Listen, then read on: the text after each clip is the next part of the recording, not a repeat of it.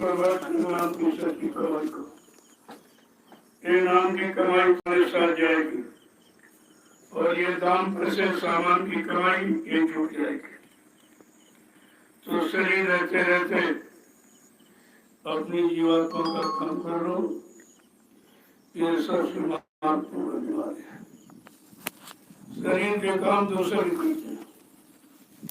जो भी धरती पर आया, चाहे पशु हो, पक्षी हो, कीड़े मकोड़े, आदमी इंसान को, यह तो भोजन का काम, कमाने दमाने का काम, बाल बच्चे औलाद पैदा करने का काम तो सभी करता, लेकिन जीवात्मा जगह परमात्मा से मिले ये तो किसी किसी को नसीब होता है।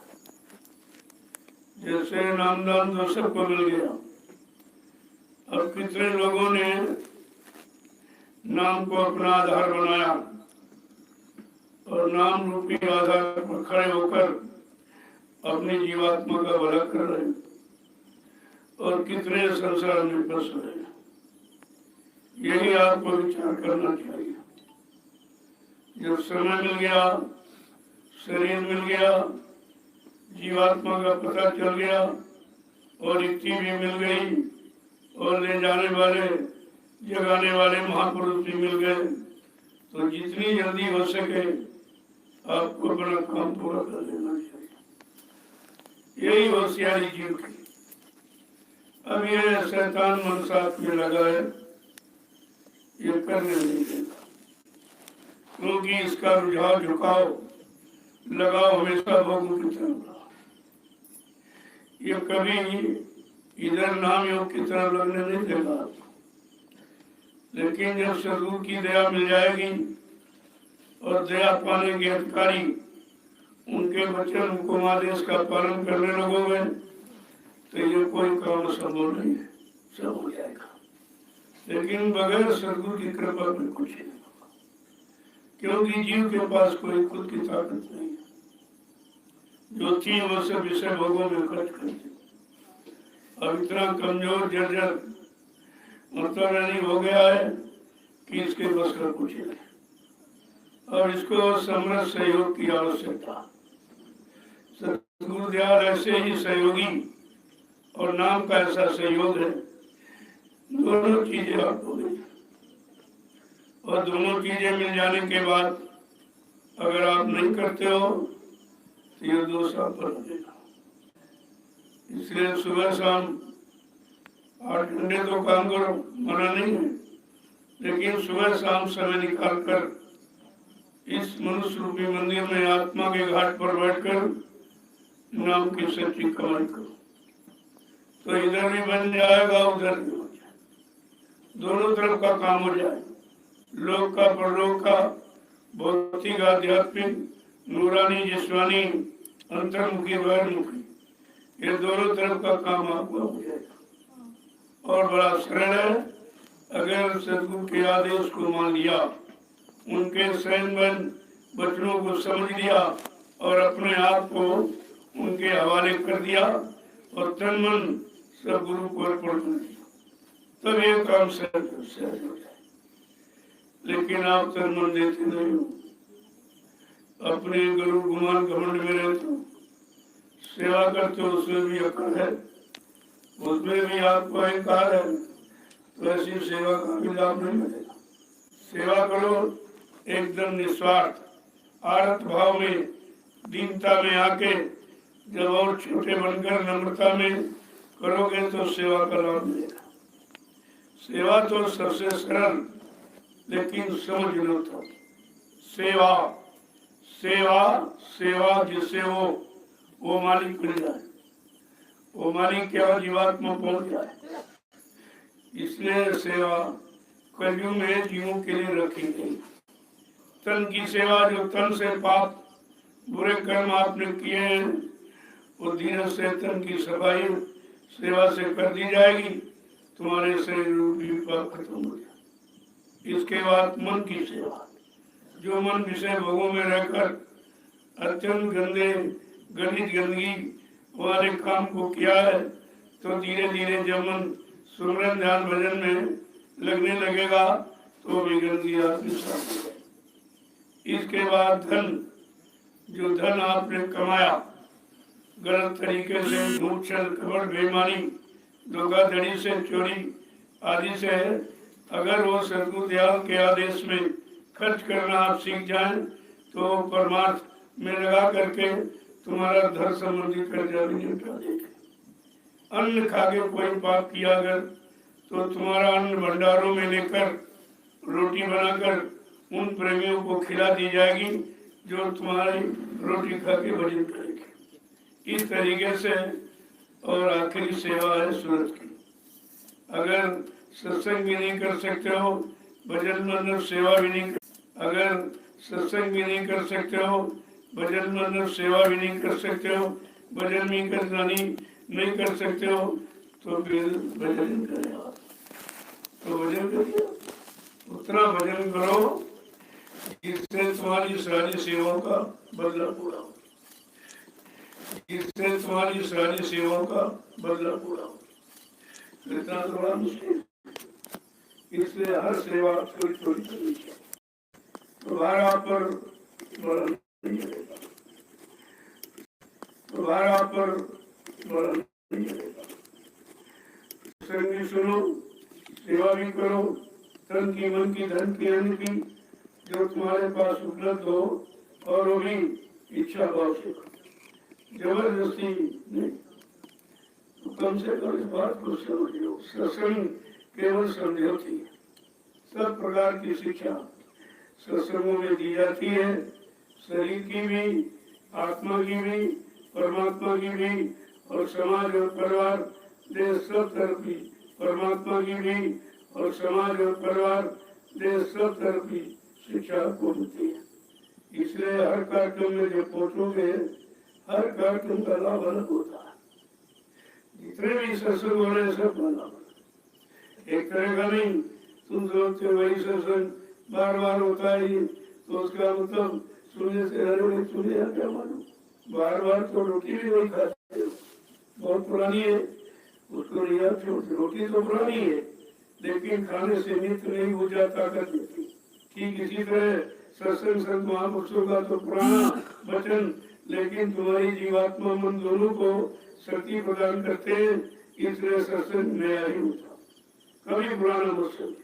जब पुराना अपने को समझा और सत्संग तो गिर जाओगे, अहंकार आ जाएगा, दूर चले जाओगे आप। तो इसलिए बड़ी सावधानी के साथ संत मत में बड़ी सावधानी रखनी है, खासकर दीनता, नम्रता और गरीबी संत मत का कहना। अगर ये आप सीख रहे तो ये काम आपका सहज हो जाए, फिर आपको कुछ नहीं करना, केवल बच्चों पर टिके हो। जो छोटा मोटा आदेश मिल जाए उसका पालन करो। आदेश पालन करना ही तो भक्ति है, और आदेश पालन करना ही भजन, दोनों चीजें। क्योंकि आदेश इधर का उधर दोनों तरफ का होता है, और दोनों तरफ का आदेश इसलिए कि तुम दोनों तरफ से गंदे हो, दोनों तरफ से खराब हो, इसलिए दोनों तरफ का आदेश इसीलिए दिया जाता कि तन से शुद्ध हो जाओ और मन से, और धीरे धीरे जब तन मन शुद्ध हो जाएगा तो जीवात्मा को जगने में देर नहीं लगेगी, और तन केवल सेवा से आप शुद्ध कर सकते। कोई रास्ता नहीं, कोई साबुन केमिकल आने पानी शरीर को शुद्ध नहीं कर सकता। जब शुद्ध करेगी तो सेवा करेगी, सेवा से शरीर को मन धो डालो, और जितने भी विकार सब खत्म हो जाएंगे। संतों ने तो कलयुग में सेवा किसी युग में सेवा के द्वारा और शरीर से किए पाप कर्मों को किसी ने माफ नहीं किया, सजा दी, सब ने सजा दी है।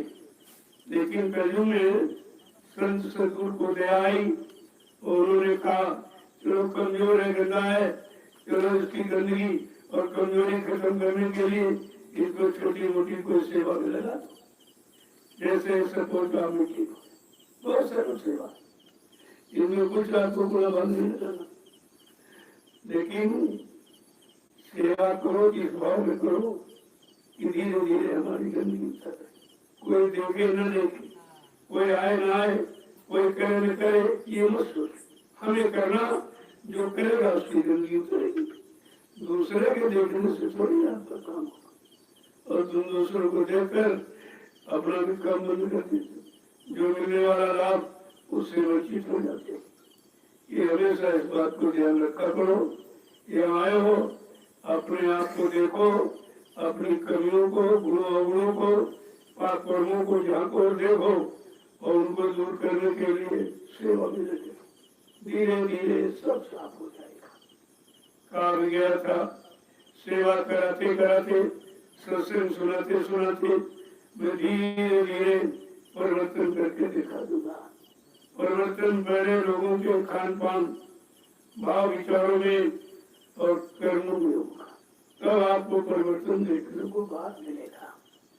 तो परिवर्तन देखने के लिए सर्वप्रथम अपने आप को परिवर्तित करना है। जब तुम अपने को परिवर्तित नहीं करोगे, अपनों को सुधारोगे, वो कमियां बराबर बनाए रखोगे, तो तुम्हें कमी, अब दूसरों की कमी क्यों दिखाएगी? तुम्हारे में कमी, दूसरों को गंदा क्यों देख रहे हो? तुम्हारे में गंदगी, जैसा चश्मा लगाओ वैसे दिखाई देगा। इसलिए किसी तरह मत देखो, अपने आप को देखो, अपने आप में झांको और मतलब देखो कि कोई पुराना गुण अभी रह तो नहीं गया। अगर रह गया हो तो सेवा में फिर करके उसको साफ करो। ये हमेशा ध्यान में रखिए। ये सत्संग खास प्रयोग की खास काम, जीवात्मा जगह परमात्मा से मिले, पाप कर्मों में माफी मिल जाए, काल माया का देव छूट जाए, ये खास सत्संग होता है। और इसको बराबर ध्यान में रखिए। जब भी बैठो तो अगर सेवा में मन लगता हो तो माला पकड़ो, सुमरन करने लगो, ध्यान करने लगो। नहीं हो करता है फिर उठो, फिर सेवा में लग जाओ। और बहुत सी सेवा है, ऐसा नहीं कोई सेवा छोटी बड़ी नहीं होती। अब जिसने जैसे कर्म किए हैं उसको ऐसी सेवा दी जाती। अब तुम उसमें भी बड़ा नहीं करते, उनको ऐसा क्यों किया, हमारे साथ क्यों नहीं किया? अरे भाई तुम्हारे कर्म उसके कर्म में है, सबके कर्म अलग, संस्कार अलग, उसी अनुसार उसको सुधरने का मौका दिया जाता है, उसी अनुसार उसके साथ दया की जाती है। और सबके साथ एक समान दया भी नहीं, क्योंकि एक समान आपके कर्म नहीं है, एक समान आपके भाव विचार नहीं है, एक समान आपकी क्रिया खराब नहीं है। इसलिए सबके लिए उसके कर्मानुसार ही व्यवस्था बनाई गई है। देखो आधार तो मिट्टी का, इसमें सब तरह तरह के, ऐसा नहीं कि एक ही तरह का। तो ये आपको सोचना चाहिए।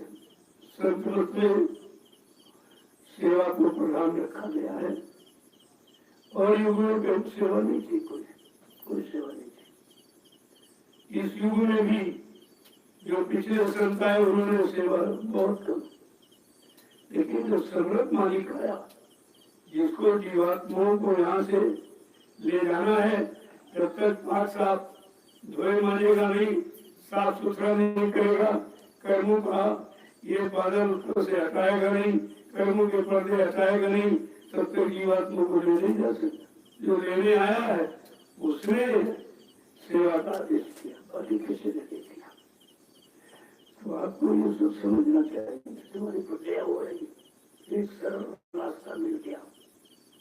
सेवा सबसे सरल, हर कोई कर सकता, धनी मानी गई, बल्कि अमीर करेगा नहीं, जो उसको अहंकार है, उसको शर्म। अरे जब परमार्थ में अगर लागे शर्म, उसके खोटे कर, उसने सब अपना खो दिया।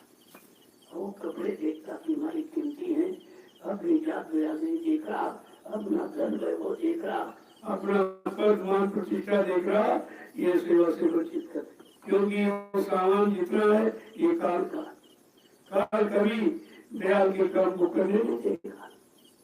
हमेशा इस बात को सोचते रहो। जब भी आए हो सत्संग में, आओ संगत में, ये समझो हम सबसे छोटे, सबसे गरीब, सबसे खराब, सबसे पापी को करनी। इसलिए हमको सत्संग में लाया गया, बुलाया गया है, खींचा गया है, हम भी उसे अपना काम बना देंगे। तो इसलिए आप बराबर देखो। जय गुरुदेव। जय गुरुदेव, जय गुरुदेव।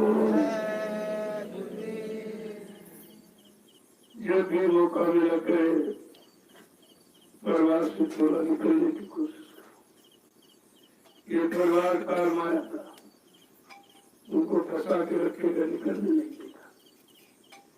लेकिन जब गुरु से लो लगाओगे, गुरु से अपना प्रेम करोगे तो डोरी फेंकोगे, पकड़ के निकाल देंगे। लेकिन जब प्रेम खत्म कर दोगे, आस्था विश्वास खत्म कर दोगे, लगाव खत्म कर दोगे, तो काल तो पकड़े बचाइए, वो तो छोड़ेगा।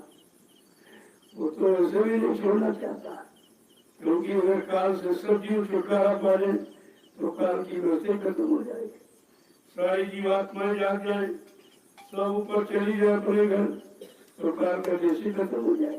तो ऐसा काम उपयोग करेगा। इसलिए वो तरह तरह की अटकलें बाधाएं खड़ी करता।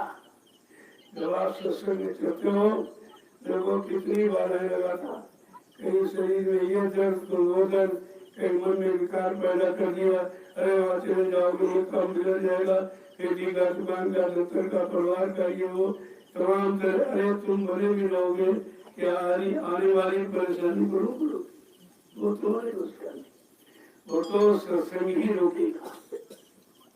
बिना सत्संग के तुम्हारी संभाल आपको नहीं कर सकता, माँ बाप पर पत्नी भी नहीं कर सकते।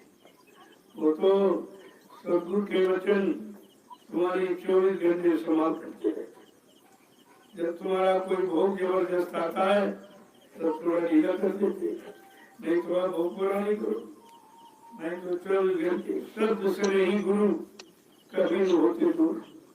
इस दिन से नामदान दे दिया का आसन तुम्हारे साथ रहते, कभी नहीं रखते।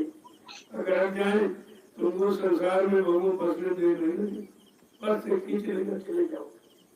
जब तुम्हारा कोई भोग, क्योंकि अगर भोग नहीं भुगतान कराया जाएगा तो दोबारा फिर जन्म लेना पड़ेगा। तो काया से जो कारज हुई, बिन भोगे बचे नहीं कोई। शरीर इंद्रियों से जो भी आपने किया उसका फलभोग यहाँ पर अवश्य करना पड़ेगा, लेकिन वो धीरे से तुम्हारा करा भी देंगे और तुम्हें एहसास नहीं होगा। मान लो तुम्हारी बहुत बड़ी बीमारी है जिसने जान चली, थोड़ा बहुत जुकाम बुखार सर्दी आ गया, आपका बारी खत्म हो, आपकी जान जाने वाली कोई घटना हो गई, टांग कट गई, उंगली कट गई, उसी ने तुम्हारी जान बचा ली गई। है तो तुम्हारा भोग, तुमने कितने जीवों को काटा और मारा और सताया करके आए हो, कोई पास आप दूध का धोया थोड़ी हो गया। अब तुम्हारा भोग है और तुम उसको भुगतान नहीं कर सकते हो। तुम्हारे भोग को भुगतान के लिए उसे सरल कर दिया कि कुछ कम रहेगा, कुछ छोटा मोटा हो जाएगा, बड़ा हो जाएगा, जान बच जाएगी, शरीर बच जाएगा, तो भजन करोगे आप। ये सब ध्यान में रखना चाहिए। जितना समय हो सके यहाँ सेवा में दीजिए। यहाँ जब तक रहोगे तुम्हारा कोई नुकसान होने वाला नहीं। तुम घर जाके संभाल नहीं कर सकते, वो तुम्हारे बस का काम नहीं। तो सेवा में यदि तुम्हारा मन जब घर में थे कहता चलो चलो सेवा करो, सेवा करेंगे, अब कहना चलो चलो घर चले जाते, ये बचने कहीं नहीं देता, न उधर न इधर। जब उधर तो कुछ मिला नहीं आपको, जब इधर आए तो सेवा मिल गई। सेवा से कितने कर्म कर गए दिखाई आपको नहीं दे रहे, इसलिए। लेकिन तमाम बीमारियां छोटी मोटी चली गई, लाभ तो आपको बहुत मिला और रोज का मिला, लेकिन वो लाभ इन आंखों से आप देख नहीं सकते, वो तो एहसास किया जा सकता। धीरे धीरे धीरे जब सत्संगों में पड़े रहोगे तब सेवा का भाव बनेगा। बिना सत्संग सुने, बिना वचनों को सुने आपके अंदर सेवा का अर्थ ही समझ नहीं आएगा। माँ बुसो इशारा करके कहा था कि सत्संग करो मन लाई, भजन करो भाई, समय है तो तिनका। सत्संग करो मन लाई, भजन करो भाई समय है 2 दिन का। कहते तुम्हारे पर 2 दिन का, कहते नहीं आजकल वैसे एक ही दिन, आज के सिवा और केवल गिनती कुछ है, कल तो कभी होता नहीं, जब कल आएगा वो भी आज ही हो जाए, दोपहर पर तो वो भी आज ही, केवल एक ही दिन है।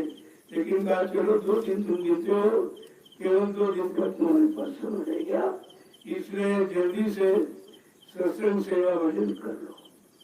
यही मानव जीवन की मुख्य कमाई है और मानव जीवन का सच्चा लक्ष्य। जब कभी मौका मिलेगा यहाँ हो, जब खाली देखो मारे के बाद कर्म बंद करके बैठ जाओ, ऐसे बैठ जाओ, ध्यान करने लगो, ये मिनट खराब मत करो। जैसे मानव सेवा में चल के बैठ गए तो बस से आग बंद कर दे, वही ध्यान करने लो, कान बंद कर लिया करने लो, तो तुम्हारी सेवा भजन दोनों एक साथ चलते रहेंगे। इतना बड़ा लाभ है इस शैतान उनको फुर्सत, क्योंकि ये फुर्सत दे दो तो ये भाग जाएगा। इसको मणिराम है, इनको कोई न कोई काम देते ही हो, जब काम देते रहोगे तो इसकी शैतानी खत्म, इसको फुर्सत है तो इधर सेवा में लगा दो, और कोई छोटी मोटी सेवा किसी की और मिल जाए, कोई गरीब है उसकी सेवा, कोई दूल्हा रंगा उसकी कुंदा उसकी सेवा, कोई मतलब यानी कमजोर उसकी सेवा तो भाई, इस मन को फुर्सत दो दोगे, इसका पुराना काम है, जिंदगी में जाने का भाग जाएगा। फिर आपने जो कुछ किया वो भी तुम्हारा चलता, जैसे थोड़ा पानी और उसको ऐसे ऐसे हिला दो तो गंदा हो जाएगा। ऐसे थोड़ी सी पुण्य की कमाई है और मन ये जहाँ फुर्सत मिली हिला देगा, गंदे कर देगा, तेरे गंदगी में चला जाएगा।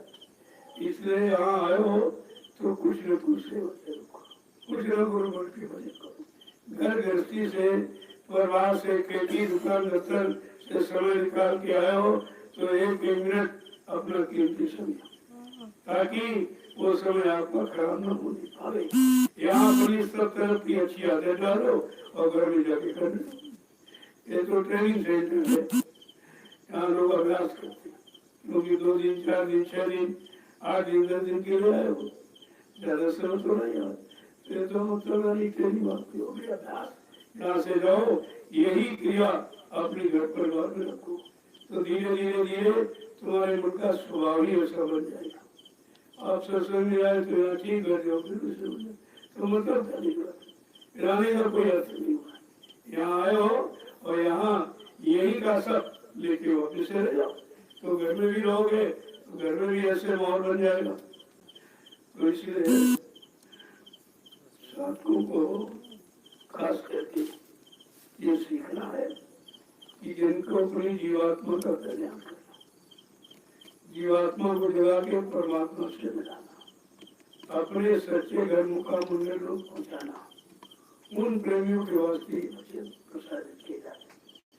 बाकी दुनिया लाल के लोग भी आ जाते, हमारा ये बन जाए, हमारा ये बन जाए, हमारा ये बन जाए, शादी हो जाए, बच्चा हो जाए, घर मिल जाए, खेती मिल जाए, वो तो अलग चीज है।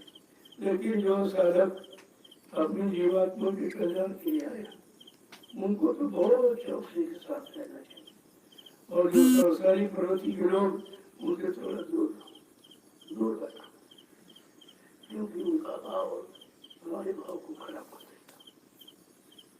हाँ आए ठीक है, लेकिन किस भाव से आए तो साथ समझ लो। इसमें 1% ही अभी केवल आध्यात्मिक भाव से आए, जिनको अपनी जीवात्मा की चिंता, अपने मानव शरीर की चिंता कि दोबारा मिलेगा नहीं, एक बार मिला है तो गुरु की दया हो जाए, हमने इसको जीवन को सुधार।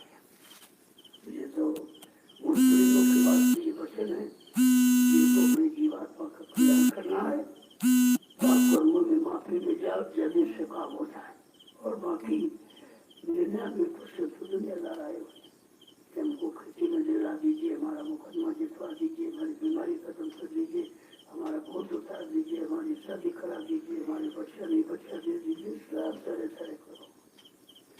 लेकिन अध्यात्म की तलाश के लिए कोई एक हाथ निकला है, एक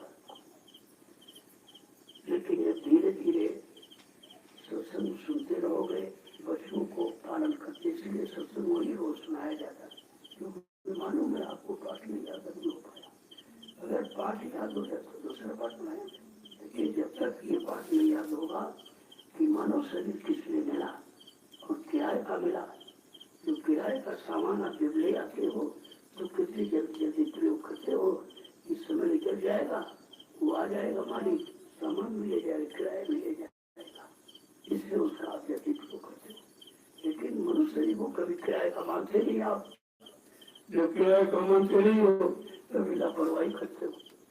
इसको भी किराए का समझो कि पता नहीं कब वारंट आ जाए और छोड़ना पड़े, देना पड़े आपको, तो उसको देने के पहले अपना काम बना लो कि सेवा करके पाप कर्म उतार लो और सत्संग सुनकर मजबूत हो जाओ और भजन करके जीवन को जगा लो, तुम्हारे तीनों काम हो जाएंगे। जय गुरुदेव, जय गुरुदेव, जय गुरुदेव। ये गाँव में चोर रहता था, चोर, उसका चोरी करने का पैसा था। जब वो मोटा हो गया तो उसने सोचा कि मैंने जीवन भर कोई अच्छा काम नहीं किया, चोरी करता रहा, चलो कुछ अच्छा काम करते। तो उसने गांव के बाहर एक कुआं बनवा दिया, कुआं, लोग आएंगे पानी पीने, तो मर गया। तो एक बार उसी रास्ते से महात्मा जी निकले, देखा कि तो लोटा डोल रखा कुएं पर, बोलो चलो पानी पी गए। लोटा डोल से पानी निकाला और पीकर चले गए। कुछ दूर पहुंचे तो उनके गर्भ आ गए कि हो नो ये लोटा डोल नदी में डाले, आगे काम आएगा, देखो चोरी करवा। लौट के आया, लोटा डोल आया, लोटे में डाल दिया। कुछ दूर चले, उनके अंदर भाव ऐसे, मैं तो महात्मा हूँ, मेरे अंदर भाव कैसे पैदा हो चोरी का, चलो जाके पता लगाए। फिर वापिस लौट आए और गाँव में गए, कहा बताओ ये कुआं किससे बनवाया? कहा महाराज मेरे यहाँ चोर था, दिन रात चोरी करता रहता। जब बुढ़ापा आया तो उसने सोचा मैंने कोई जीवन में अच्छा काम नहीं किया है, चलो बोलो एक कुआं बनवा दी। उसने कुआं बनवा। अरे ये चोरी इसका धन का कुआं बना। जब मैंने पानी पिया, महात्मा होकर मेरे अंदर भाव खराब हो गया, चोरी का भाव आ गया, तो फिर लोग बेचारे कैसे बचे? कहने का मतलब जैसा अन्न खाया जाता है या जैसे का अन्न लिया जाता, धन दिया जाता है, वो भाव तुम्हारे अंदर दूसरी तरह बना देता है। इसलिए संत महात्मा के प्रेमियों को बहुत सचेत होकर रहना। कोई कितना कुछ दे कभी नहीं, क्यों खर्चा हो जाएगा, पता नहीं किस उद्देश्य से, कैसे कमा के, किस भाव में मतलब ले आया। इसलिए अपनी गाड़ी कमाई पर भरोसा करो, अपनी आधी खाओ, लेकिन पराये की एक रोटी की तरफ कभी मन मत दौड़ाना, इसका बहुत बड़ा असर पड़ता है। इसलिए संत मत में भोजन पर बहुत बड़ा ध्यान दिया गया, क्योंकि भोजन का संबंध भजन से होता। जैसा भोजन करोगे मन में वैसे विकार भाव पैदा होते, फिर वो भजन करने नहीं देगा। तभी मैं बार बार कहता हूँ सादा भोजन, बहुत सादा बनाइए, देखे खा के। अभी अच्छा जीवन भर खाते हो घरों में, लेकिन कोई अच्छा काम किया? अच्छा खा के हमेशा बुरा काम किया। अब जरा भंडारे की रोटी खा के देखो तो आपका काम बदल। लेकिन यहाँ भी तुम चटपटा तीखा ये वो, तो फिर ऐसे जीवन भर करते रहो, कुछ नहीं मिलेगा। देखो सत्संग में आए हो तो सत्संग की रहनी गहनी में रहो, तो सत्संग की रहनी गहनी है उसमें रहोगे तो सत्संग का लाभ मिलेगा। ऐसे तो करोड़ों लोग आए और चले गए, आज तक दिखाई नहीं दी कहा। क्यों ऐसे मन चले आए थे, मन के वशीभूत थे, मन की वासनाओं को पूरा करने के लिए आए और चले गए। जब पूरा नहीं हो तो बहुत बुराई करने लगे, जब पूरा हो जाए तो फंस जाओ दोनों तरफ से। तो तुम बुराई निंदा कुछ भी करो, लेकिन बुरा होने नहीं दिया जाएगा। ये संत मत की परिभाषा नहीं है। तो हमेशा इस बात का ध्यान रखा करो। यहाँ आए हो सादा से सादा हो, जिनको बहुत ज्यादा बीमारियां ग्रसित हों, डॉक्टर वैद्यों ने जवाब दे दिया हो, इस भंडारे की नमक रोटी, थोड़ा प्याज जरूर रखो। प्याज एक जड़ी बूटी है, तमाम तरह की शारीरिक बीमारियों को दूर करता है। इतनी अच्छी चीज है नमक प्याज रोटी। अगर वो 3 महीने खा ले तो सब बीमारी खत्म हो जाए, शरीर में कोई बीमारी ही नहीं रहेगी। और तुम यहाँ आकर के कितना थोड़ा ढूंढते हो तो फिर इससे गरीब में रहो, क्या मतलब है? तो इसे करता आप लोग कर रही है। जिसको संत मत के अनुसार भोजन नहीं करना है, कर्म नहीं करना है, भाव विचार नहीं रखना है, सेवा भाव नहीं बनाना, तो फिर घर में रहो। तो यहाँ सुबह खड़ा करते हो, घर देती हो, अपने बाल बच्चे पालो। अगर यहाँ आए हो तो कुछ सीखो, कुछ लोगों को सिखाना। जब तुम सीख जाओगे, लाभ मिलेगा, तो लोगों को सिखा दोगे, तुम्हारा परमार्थ हो जाएगा। 2 तरह का लाभ, तुम्हारा लाभ हो गया और तुम सीख गए दूसरों को, और सीख दे दी उसका लाभ हो, तो तुम्हारा परमार्थ हो जाएगा। बात को समझा करो पहले। मैं रोज इस बात को दोहराता हूँ, तो मैं आपके भंडारे चेक करता हूँ, देखता हूँ लोग तरह तरह के बना लगेगा, और ये लिए काटू का ऐसा गलत है। इससे कोई मतलब नहीं निकलेगा। ऐसे तुम जिंदगी भर पड़े रहो, यहाँ से कुछ ही लेकर नहीं जा पाओ। देखा नहीं मथुरा का 45 करोड़ छीना और कोई कुछ नहीं ले पाए, सब खाली पकाए।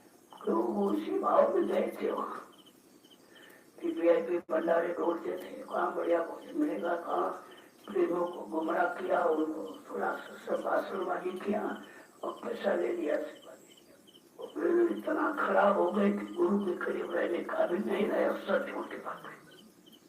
शरण चरण बड़े भागशाली को मिलती है, सबको नहीं मिलती। गुरु दरबार में जाते तो बहुत है, लेकिन टिक पाती कोई कोई, और टिक करके अपना परमात्मा बनाते कोई कोई बना पाते हैं। यहाँ तो सब तरह के लोग आए हुए और आते रहते हैं। सबसे मैं तो सबसे मिलता, उससे नहीं हमारे कोई परहेज नहीं है, लेकिन लाभ आपको जो परमात्मा वो नहीं मिल पाएगा, वो ऐसे दिया नहीं जा सकता।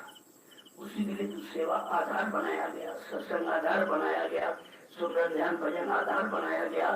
इस आधार से आप सब कुछ ले सकते हो, वैसे यहाँ से आप कुछ नहीं ले जा सकते। तो बराबर इसका ध्यान रखो। यहाँ और जितनी सेवा में जाए, मान लो आपके 2-4 दिन, तो थोड़ा देर तक अपनी सेवा लोग करते सके जाते, फिर भी करते रहते कि भाई हमको कल जाना है, फिर हम आ नहीं पाएंगे, चलो हम अपनी सेवा का स्टार्ट करिए देते। तो सब लोग चलाते हुए मिट्टी होते रहते हैं, क्योंकि अपना खाता पूरा करते हैं कि हम कल चले जाएंगे, पता नहीं मौका मिले ना मिले, जैसे बर्बाद से निकलना मुश्किल है। तो वो किसी का इंतजार नहीं करते हैं, वो अपनी सेवा में लगकर अपना कार्य पूरा करते रहते हैं। और होना ये चाहिए, कोई देखने वाली ये सेवा दिखाने की, क्यों? इसमें कोई इनाम तो नहीं देगा आपको, ये दिखाने की सेवा नहीं है। ये तो गुप्त रूप से जितनी ज्यादा कर सके और उसमें किसी तरह का अहंकार का भाव पैदा ना हो, तो सेवा का तत्काल लाभ मिलता है। सत्संग का तत्काल लाभ सत्संग का भी है। अगर तुम्हारे अंदर कोई शंका संदेह भूल बढ़ना हो, गुरु के प्रति, वचनों के प्रति, उनकी युक्ति के प्रति उनका कोई अभाव देखकर उसमें किसी तरह की शंका संदेह न आवे, सत्संग फल पेठी तत्काला का कोई बको मराला।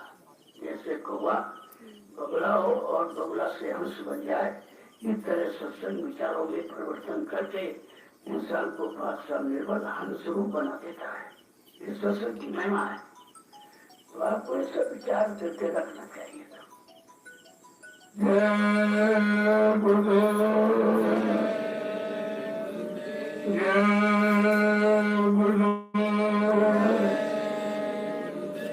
जय गुरुदेव, जय गुरुदेव नाम किसका, जय गुरुदेव।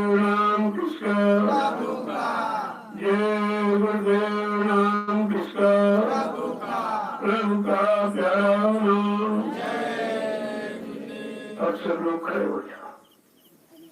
खड़े होने का मतलब सुन लो, आपको सेवा में खड़े, भजन में डट कर और सत्संग में एकदम जाग खड़े रहने का मतलब है। आदमी जब खड़ा रहता तो नींद नहीं आती है, और खड़ा रहता तो एक तरह से तपस्या होती है। जय गुरुदेव, जय गुरुदेव, जय गुरुदेव। नाम किसका? प्रभु का प्यारा। जरा जोर से बोलो, सब मिल बोलो, बोलना होगा, अभी से बोलो। दुख दर्द हरेंगे, सब कष्ट हरेंगे, सुख शांति भी देंगे। सबके दाता, सबके मालिक, प्रेम से बोलो। ये नाम नहीं इंसान का, नाम है प्रभु का, ये काम नहीं इंसान का, काम है प्रभु का। जय गुरुदेव। आप लोगों ने दिन भर सेवा किया, ये भीड़ में भी तपस्या, धूम में कई दिन बहुत छोटी तपस्या, क्योंकि बगैर तपस्या कराए कोई बड़ी चीज ये नहीं जा सकती, और इनको छोटा मोटा माध्यम बना दिया जाता। कभी आप भी करके, कभी धूम में बैठ करके, कभी कोई भूत प्यास को बर्दाश्त करके, सब तरह तरह की छोटी मोटी हो तपस्या करियों की कमजोरियों के लिए रखे गए। आपने मेहनत किया है, मेहनत का फल नहीं दिखाई दे रहा। जो लोग आए कहेंगे बहुत जल्दी खाना, मगर जल्दी नहीं हुई है। बहुत प्रेमियों ने मेहनत किया है। ये मिट्टी, अभी मिट्टी के बारे में कोई कुछ नहीं जानता। मिट्टी एक सच्चा आधार, सच्ची नींव है। अगर मिट्टी न होती तो फिर इमारत किस पर खड़ी की जाएगी। इसलिए हर प्रेमी को चाहिए कि रोज 25 टिलिया मिट्टी के उठाने। वो सेवा आपकी अलग है, और कोई करते हो सेवा हो तो उसका नाम अलग है, लेकिन मिट्टी की सेवा का नाम अलग है। क्योंकि हमारा आधार मिट्टी है, हमारा शरीर भी मिट्टी है, एक दिन मिट्टी में मिल जाएगा। जब पैदा हुए तो मिट्टी पर ही आप पैदा हो गया। इसलिए मिट्टी का अर्थ समझने की कोशिश करो। ये मिट्टी समझोगे तो सब मिट्टी हो जाएगा। ये न समझो मिट्टी, समझो कि मैं उस आध्यात्मिक आश्रम गुरुद्वारे की नींव बना रहा हूँ। इसी नींव पर एक भव्य बुलंद इमारत खड़ी होगी। जब तक इमारत की ईंट रहेगी और इसमें करोड़ों लोग आते जाते रहेंगे, भजन करेंगे, सेवा करेंगे, वो लाभ तुम्हारे खाते में जाएगा। ये लोगों ने अपने सिर पर रखकर मिट्टी डाली है। तुम्हारे सिर का मिट्टी डालने उठाने का मतलब सिर का बोझा कम हो रहा। जो सिर पर आपने बोझा तरह तरह के लाद रखे हो, एक बोझा भी खत्म हो रहा है। बहुत एक तरह का लाभ नहीं है, बहुत तरह के लाभ है। तो एक ही इशारा किया जा रहा है कि मिट्टी जरूर 10 टिलिया, 15 टिलिया, 25 टिलिया, जो तुम्हारी सोच सके जितना जरूर उठाओ। और बाकी सेवा अलग है, उसका लाभ अलग है, इसका लाभ अलग। जो धन की सेवा दे रहे उसका लाभ अलग। भाई धन की सेवा जल्दी लगाई जाएगी, काम में आएगी जब मिट्टी यानी आधार तैयार हो, नींव तैयार हो जाएगी तो पैसा कहाँ लगा जाएगा। कहने का मतलब है कि सब सेवाओं का लाभ अलग, और सारी सेवाओं में कुछ न कुछ हिस्सा जरूर लेना चाहिए। कोई खटा तुम्हारा कोरा न रह जाए। तो इनकी होशियारी है, अपना थोड़ा थोड़ा हर खाते में जमा करता कि हर खाते में अगर एक खाता खत्म भी हो गया तो हमारे और खाते तो बाकी बने रहेंगे। ये होशियारी होती है। इसीलिए परमात्मा में सत्संग सुनने वो खाता, सेवा करने सेवा देने वो खाता, और भजन करना और भजन कराना ये खाता। तो इस तरह से महापुरुषों ने कलयुग के जीवों को सब तरह से पाक साफ निर्मल बनाने के लिए 3 रास्ते निकले कि सत्संग करो, सेवा करो और भजन करो। और सत्संग में सब आ जाता है, जितना तुम्हारा शुभ अच्छा सोच है, समझ है, करनी है, सब आ जाती। और सेवा में सारी सेवाएं आ जाती, कुछ नहीं किसी को रास्ता बताती, को फोन करके बुला दिया भाई जल्दी आओ यहाँ सेवा चल रही, तुम्हारे घर में जितने लोग आ जाए वो लाभ तुम्हें तो मिलेगा। बहुत तरीके सेवाओं के हैं, अगर करना सीख जाए आप। अब तो मोबाइल सिस्टम है, फौरन मोबाइल से लोगों को जिनके तुम्हारे पास मोबाइल नंबर फौरन सूचना करो, इस समय मिट्टी की सेवा चलाइए, क्योंकि मिट्टी की सेवा रोज नहीं रहेगी। शरीर की सेवा रोज नहीं, धन की सेवा तो बाद में आप कर सकते हो, लेकिन ये सेवा निकल जाएगी, क्योंकि जब मिट्टी का आधार बन जाएगा फिर इसकी क्या जरूरत है। वैसे प्रेमियों के लिए अभी सेवा, क्योंकि सब प्रेमी तो आ नहीं पाए, परिवार से एक ही व्यक्ति या कोई परिवार कोई नहीं आया, तो अभी ये व्यवस्था बनाई जा रही है। इसी जो जमीन आपने बनाई मेहनत करके, उसी जमीन पर कुछ भंडारे के लिए कुछ सब्जियां हैं, कुछ चीजें जो मोल लानी पड़ती महंगी मिलती हैं, आप अपने यहाँ उपज उत्पन्न करो, तो तुम्हारी शरीर की सेवा से जो सब्जी उत्पन्न होगी वो लाभ अलग सेवा का, और सब्जी से जितने लोग भंडारे भोजन पाए वो सेवा की अलग होगी, तो उसमें भी वो सेवा जुड़ी हुई है। यहाँ कोई भी कार्य कराया जाएगा उसमें आपकी सेवा जरूर लगेगी। तो इस पर विचार करिए धीरे से, ये सब काम हो जाए। और क्योंकि संख्या परिवार आपका बड़ा है, तो बहुत बड़ा परिवार है, अभी तो 1% आ पाया, अभी 99% बेचारे भटके पड़े, उधर कोई स्वार्थी लोग ही राज्यों ने अपने अपने जगह अटका भटका दिया है, लेकिन समय आ रहा है सबको आना पड़ेगा, कोई नहीं बाकी है, क्योंकि कहीं कोई रास्ता नहीं है। बस्ती में आपसे कहा गया था आगे तमाम दुकानें लग जाएंगी तरह तरह की, और जय गुरुदेव नाम को आगे सभी रखेंगे, ताकि जय गुरुदेव नाम से लोग विश्वास करें और हमको रुपया पैसा सामान दे दें।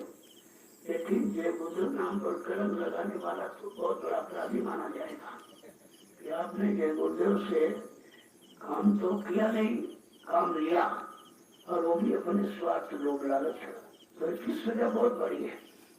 इसलिए मैंने बहुत पहले मना किया कि दुनिया में तमाम नाम है, किसी से मना कुछ कर लो, लेकिन जय गुरुदेव नाम से कोई काम मत करना। क्यों? जय गुरुदेव नाम से अगर कोई चुनाव लड़ेगा कभी जीतेगा नहीं, कभी नहीं जीत सकता। जय गुरुदेव नाम से चोरी करे तो पकड़ जाएगा, ये दो काम नहीं करने आपको, न चुनाव और न चोरी, दोनों एक ही राशि है, चुनाव चोरी ये आपको नहीं करना है। और ये जय गुरुदेव नाम तो दोनों तरफ का काम करेगा, इधर शरीर की रक्षा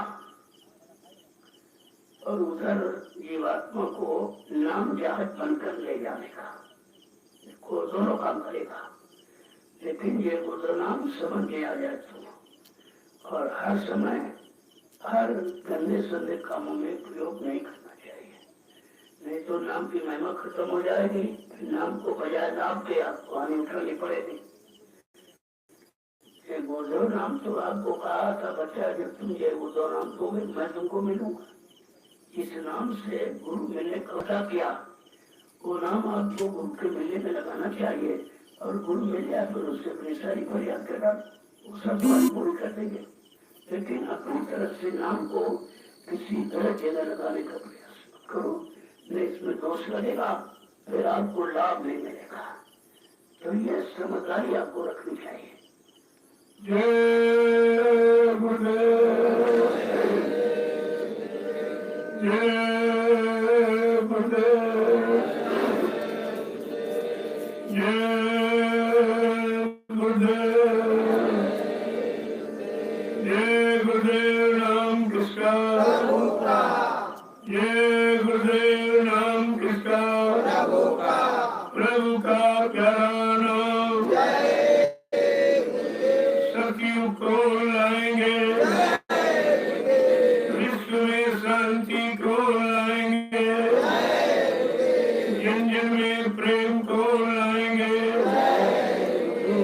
स्वामी जी का कहना है शाकाहारी रहना है। क्या खाने से हुए खराब, अंडा मछली मांस शराब, क्या खाने से होगी भलाई, साग सब्जी दूध मलाई, सब कुछ होने वाला है, वक्त बदलने वाला है। जो आप ही समझ न पाएंगे, बार बार पछताएंगे, जो आप ही जान न पाएंगे।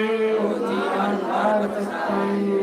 स्वामी जी की वाणी है, सत्यों की अगुवानी है, यदि स्वामी जी की बात न मानी, निकल कछु मर जाएगा, यदि स्वामी जी की बात न मानी, निकल कछु मर जाएगा।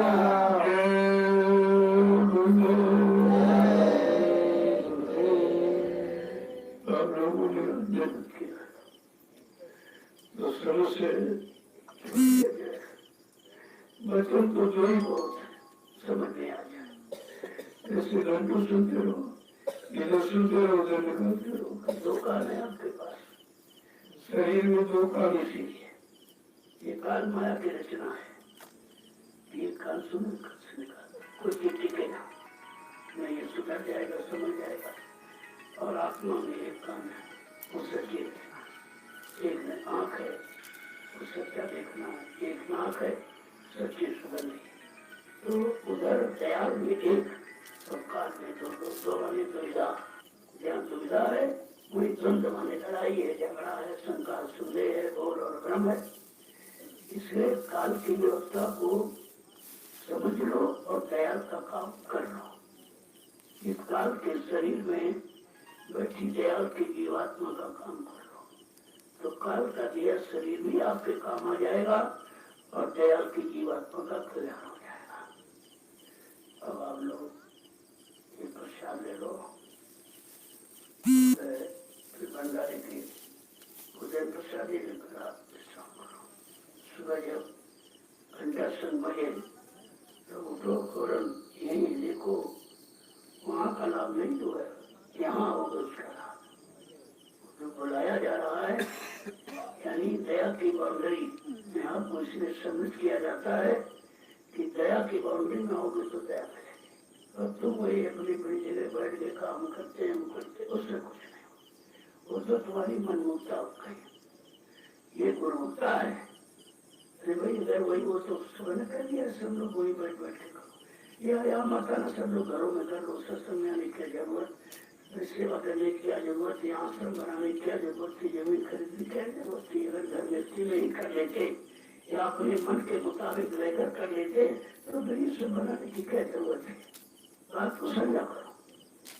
तो आप लोग प्रसाद ले लें और भंडारे में वो भी रोटी का प्रसाद। देखो रोटी उतनी लो जितनी खाओ, ये अन्न देवता है। किसी देवता का अगर दुरुपयोग करोगे, अपमान करोगे तो आपको उस न मिलेगा। क्योंकि आगे का समय है सारा कि रोटी का टुकड़ा अगर नाली में पड़ा होगा तो नीला बचा कर सकता है। आपको पहले भी इशारा किया गया था, अन्य दवाओं की कमी पड़ेगी, पेड़ों की पत्ती में ढूंढने न मिलेगी। ऐसा आएगा तेरे कर्मों का नजारा और सुनते तो जाओ संदेश हमारा। ऐसा नहीं है, सब आपको बताया जाएगा, लेकिन गुरुदेव तो बार बार वही दोहराया जा रहा। अगर आपको याद रखते सब दोहराने की क्या जरूरत थी। अगर मथुरा आश्रम की महिमा लोगों ने समझ ली होती है तो फिर इस आश्रम को बनाने की क्या जरूरत है। तो महिमा खत्म कर दिया, एकदम बिल्कुल कबाड़ खाना बना दिया है। सांप, अंडा, मुर्गी, मछली, बकरा, जितने भी अनैतिक कार्य दुर्व्यसन हो सकते हैं उस भूमि पर सब कुछ करके उसको एकदम कलंकित कर दिया है। सजा तो पाएंगे सब, उसकी बहुत बड़ी सजा है। किसी स्थान को आप शुद्ध नहीं कर सकते तो गंदा करने का अधिकार आपको कहाँ से। वो एक तरह की नहीं, इतनी सजाएं हैं कि बचने का कहीं से कोई रास्ता नहीं मिलेगा। लेकिन बस समय की तैयारी, समय के पहले कुछ नहीं होता। जब तक घड़ा नहीं भरता है तब तक सजा नहीं मिलती है। अगर भगवान राम चाहते अयोध्या से सेना जाके लंका में चढ़ाई करके रावण को मार देते, लेकिन नहीं, 14 वर्ष इंतजारी किया। इंतजारी का तो इतिहास ही है, बिना इंतजारी का कोई इतिहास ही नहीं, और बगैर इंतजारी किए किसी को कोई मिला नहीं है। ये सब आप ध्यान में रखा करें, ये छोटी बातें नहीं, बहुत बड़ी बात है। छोटी बात भूल जाओगे तो बड़े काम को कभी नहीं कर पाओगे, हमेशा ध्यान में रखिए। यहाँ छोटा कुछ नहीं, छोटा अगर तुमसे छूट गया तो बड़े को कभी नहीं पाओगे, छोटे को संभाल के रखो। जय गुरुदेव। ये लोग सत्संग सायंकाल जो रखा गया है, क्योंकि प्रातःकालीन तो सवेरे में खाता है। आप लोग समय से आते हो, प्रार्थना पाठ करते हो, सुंदर ध्यान भजन करते हो, लेकिन मैं भी साधना पर बैठा हूँ। अगर साधना से फुर्सत हो तो आ जाऊंगा, साधना पर बैठा तो नहीं होगा। और आप यहाँ से उठो, से देखना, सेवा का लक्ष्य बना के सीधे वही चले जाओ, आपका नाश्ता परेशान वही भरा जाएगा, आपको कई बार दौड़ करने की जरूरत नहीं है। भंडारे के अन्न का बहुत ही ध्यान रखें, एक एक दाना हीरा मोती जवाहरात के सामने कुछ नहीं। हीरा जवाहरात सोना चांदी से आप भूख नहीं उठा सकते हो, वो भी सच्ची भूख, वो भी परमात्मा की भूख, जीवात्मा जगाने की भूख, परमात्मा से मिलने की भूख कभी मिटाई नहीं जा सकती सोना चांदी हीरे जवाहरात से। लेकिन भंडारे की रोटी का एक टुकड़ा बहुत ही महत्व है, आपको हमेशा उसका ध्यान रखना चाहिए। उतना प्रसाद लो जितना खाओ, बाकी दूसरे काम आ जाएगा, किसी और प्रेमी के काम आ जाएगा। वही ये समझ कर, अरे भाई भूख लगे फिर लो, 2 बार ले लो, 4 बार ले लो, लेकिन ले जाकर के उसको बर्बाद मत करो। जो लोग उधर उधर गाड़ते मैं सब देखता हूँ। अब तुम रोटी गाड़ दोगे तो समझ लो तुमको आगे एक समय में रोटी मिल नहीं सकती। मैं रोटी तुम्हारा जरूर, पहले भी लोग वहाँ मथुरा में भी ऐसे करते थे। तो रोटी को जब गाड़ा तो सब रोटी खुदवाई गई, फिर उसको धरवाया गया, फिर उसको दूध में सुखा दिया गया है, फिर दूध में उसको मिक्स करके सबको खाया गया। ये वही रोटी है जो तुमने जमीन में खाई थी। कहने का मतलब है जो अन्न की कीमत करेगा वो सबकी कीमत जानता है, वो अपनी भी कीमत जानता है, अपने खुराक की भी कीमत जानता है। इसलिए ये भंडारे का इसको देख लिया, प्रेमी कैसे कैसे देते, किन किन भाव में देते हैं। किसी कुछ बन गया, किसी कुछ बन गया, तो आप उसको ऐसे हजम नहीं कर सकते बगैर सेवा के। सेवा करोगे, भजन करोगे, तब वो रोटी का टुकड़ा हजम होता है। इसलिए इस बात को हमेशा ध्यान में रखें। यहाँ आए हो कुछ न कुछ सेवा जरूर, कुछ नहीं तो प्रेमियों को पानी परोस दिया, कभी रोटी परोस दिया, कभी पत्थर उठा लिया, और कोई गंदगी और जोड़ी उठाओ, प्लास्टिक की बोरी चारों तरफ घूमो इस मैदान, क्योंकि मैदान आपका शुद्ध है, पूजन हो चुका। इसके पहले ही शुद्ध हो गया था, जब मैंने इसको साफ करवाया तब सब लोग शंका करते थे, इसको पता नहीं क्यों जंगल को साफ कर, इसमें क्या होगा। हमने कहा ये अस्नान तुम्हारा आधार बनेगा। और इनकी साफ नस्ल हमसे फेल हो गए, इतनी बारिश हो गई और सबको इसीलिए 72 भंडारे चले। जहाँ 72 भंडारों में भोजन बना के प्रेमियों कितने लाख प्रेमियों को खिलाया हो, ये जमीन तो तभी शुद्ध हो गई थी। अगर तुमने शुद्ध न की होती भंडारे चढ़ाकर, ये जमीन आपको नहीं मिलती, तो दूसरे लिए जाए। देखिए कि भंडारों में कितना आकर्षण है, भंडारे की रोटी, भंडारे की सेवा में कितना आकर्षण है। उसने ये जमीन खींच ली और आपके काम आ गई। तो पहले शुद्ध हो चुके, फिर भी मैंने चलो दुनियादार वाले कहेंगे भाई भोजन में बार वो भी आपका करा दिया गया, भोजन हो गया है। और कितनी जल्दी इसमें देखो काम हो रहा है। यहाँ लोग पीछे 10-10, 15-15, 20-20 वर्ष निकाल देते, जमीन नहीं कर पाते। और तुम्हारा गुड़गुड़ना में खत्म हुआ और एक महीने के अंदर विशाल जमीन का, ये सदगुरु की दया। अगर उनकी दया पे कुछ नहीं होता, उनकी मौज हुई है, दया हुई है, तभी ये काम हो रहा। अगर मथुरा वो पाक साफ निर्मल पवित्र रखा गया होता तो यहाँ पर इस आश्रम के निर्माण की कोई जरूरत नहीं थी। मैंने इसीलिए वहाँ भी एक नाम अलग है, नाम रूप साधना मंदिर हिंदुस्तान में कहीं नहीं, और यहाँ भी उसी अलग है कि नैमित धाम में सतगुरु धाम, ये भी कहीं नहीं है। ये सब विचारों विषय है, नया काम कोई नहीं है, सब पुराना ही है।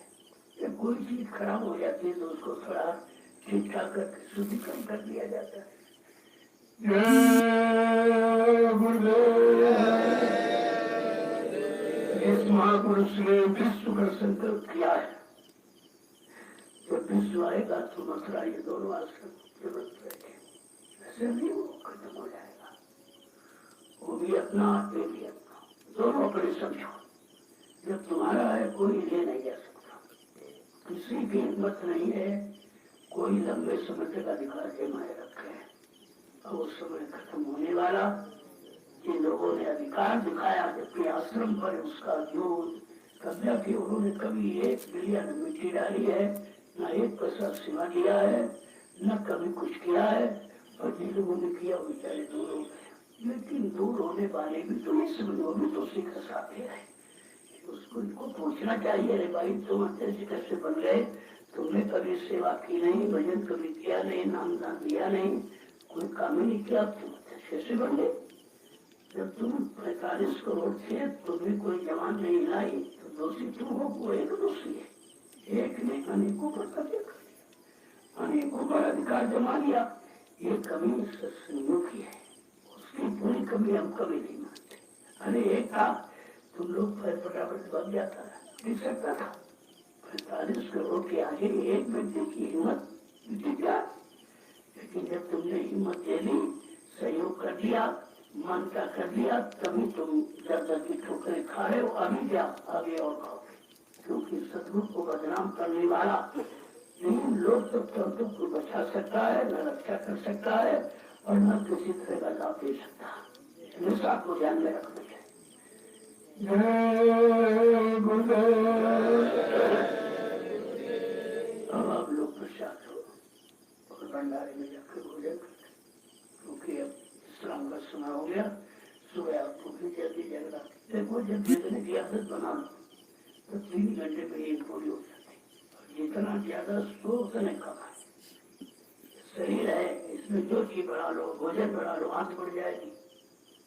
अगर ज्यादा रोटी खाने को तो ज्यादा ताकत थोड़ी आएगी, जितना अन्न मशीन सुचारू रूप से पहुंचाएगी तो ताकत मिलेगी। अनावश्यक आप भोजन भरते रहोगे तो लेकिन करते रहोगे, कुछ नहीं होगा। इसलिए उतना खाओ जितना पचा सकते, खाओ पर छको ना, देखो पर थको ना, चलो पर थको ना, ये सब सिद्धांत है, ऐसा नहीं है। आपको ये सब बचा के रखना चाहिए। जब इस तरह से चलोगे तो बहुत जल्दी काम हो जाएगा। कलयुग में तो आपका सहयोग ही बढ़िया है, तुम्हें कुछ करना नहीं, केवल आदेश का पालन करना। आदेश को पालन को तो फिर कुछ नहीं मिलेगा, इसका बराबर ध्यान रखिए। जय